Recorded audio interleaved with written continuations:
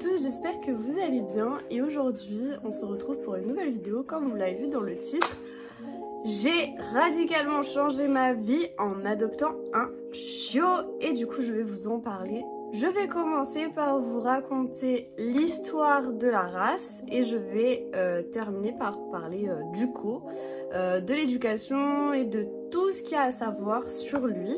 Du coup, on est parti! La race que j'ai choisi d'adopter pour le reste de ma vie, c'est un Spitz-loup. Alors, c'est pas très connu dans ma région, surtout en particulier. C'est plus communément appelé Keeshond ou Wolf, Spitz-Wolf, un truc dans le genre. La race est apparue en Hollande et les Spitz-loups servaient aux mariniers comme chiens de garde.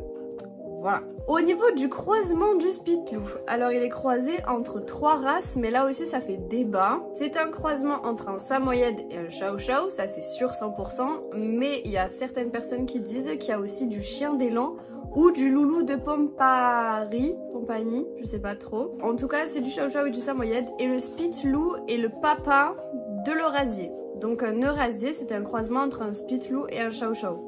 Historiquement parlant, le premier Spitz-loup est arrivé en France en 1937 où il a été classé dans le livre officiel des races, donc le LOF en gros, et aux États-Unis il a été classé en 1930. La fédération cytologique de France a toujours refusé depuis 1937 de considérer le Spitz-loup comme une race à part entière. En gros, moi quand je vais chez le vétérinaire, sur les papiers de mon chien, il y a écrit race Spitz, variété loup.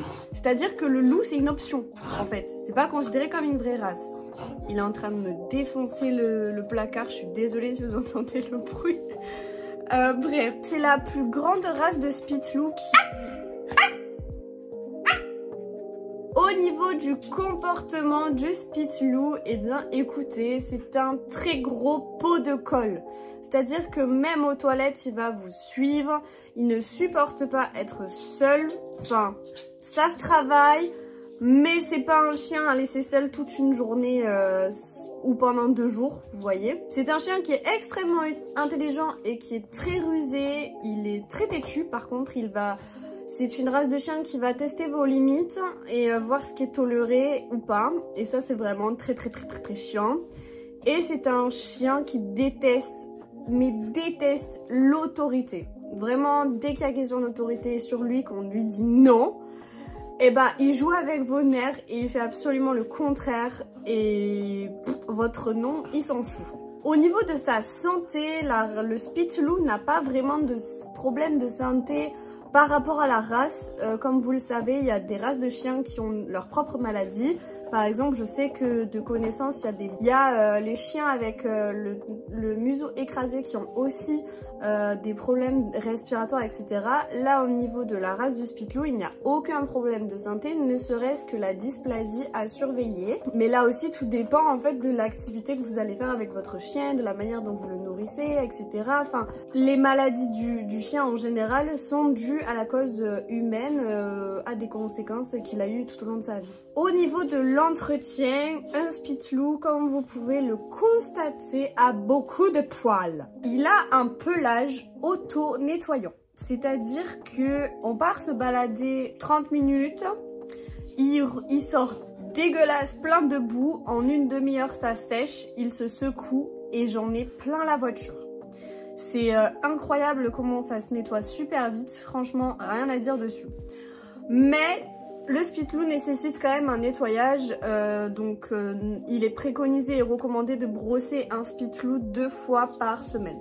Donc il est l'heure de vous présenter Monsieur l'élu, Monsieur le roi, Monsieur le têtu, Monsieur le grognon, j'ai nommé Hugo du Roussillon. Donc il est né le 11 juin 2023 et je suis l'heureuse propriétaire depuis le 20 août 2023 et il vient de l'élevage du Roussillon situé à Perpignan. C'est un petit élevage familial qui sélectionne les propriétaires et c'est vraiment carré, rien à dire. En tout cas, si jamais, toutes mes sources et tout ce que j'ai dit dans cette vidéo seront dans le lien de la description. Petit instant pub, si jamais vous souhaitez voir grandir Uko, il a son propre compte Instagram où vous pouvez vous abonner dès maintenant, c'est Uko du Roussillon, tous les liens sont dans la description. Actuellement nous sommes en octobre et il vient d'avoir 4 mois et c'est un véritable petit merdeux.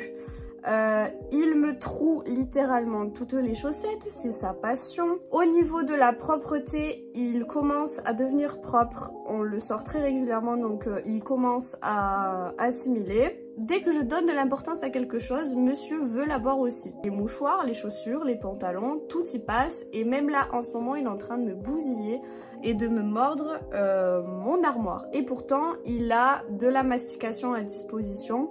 Tous les jours, je lui donne des trucs à mastiquer. Comme c'est un Spitlou, c'est un énorme pot de colle. Il passe sa journée, dès que je suis à la maison, à me suivre partout. Tout le temps, là où je vais, il y va. Même aux toilettes, il est obligé de venir avec moi. Sinon, il couine, il pleure. Bien évidemment, je ne l'emmène pas avec moi aux toilettes. Bien sûr que non. Au niveau du caractère de Uko, il est vraiment vaillant et il est très curieux. Il est là, il a peur de rien. Enfin, franchement, je lui ai fait rencontrer plein de choses, je lui ai fait des sensibilisations à la ville. Il a rien dit de spécial, il a juste couru après les pigeons, mais bon, ça c'est normal. Rien à dire, c'est un super chien, il est hyper bien codé pour son âge. Au niveau de l'éducation, Uko ne connaît que quelques ordres parce que je ne veux pas le travailler trop vite. Je veux prendre mon temps, je veux prendre son temps aussi à lui. S'il est motivé à travailler, on travaille. S'il n'est pas motivé, il ne travaille pas. Mais il connaît les ordres de base, le assis, le coucher, le pas bouger. Il a un très bon rappel. Il a le donne. On commence à apprendre du coup le trottoir et le descend et le gauche-droite. J'ai comme projet avec Uko de faire du sport avec lui en fait, donc d'aller courir. Et forcément s'il connaît pas sa gauche, pas sa droite et le trottoir et machin, ça va être compliqué. En tout cas, si jamais vous voulez suivre la progression de Uko au niveau de l'éducation, au niveau de tout ça, n'hésitez pas à le suivre sur Instagram, je poste du contenu très régulièrement dessus, donc n'hésitez surtout pas. Et puis je referai une vidéo YouTube pour ces 1 an pour voir l'évolution de Uko sur YouTube. En tout cas, si le contenu vous a plu, n'hésitez pas à vous abonner, ça fait toujours plaisir, et lâcher un petit pouce bleu. Sur ce, je vous laisse, j'ai un chien à promener. Salut!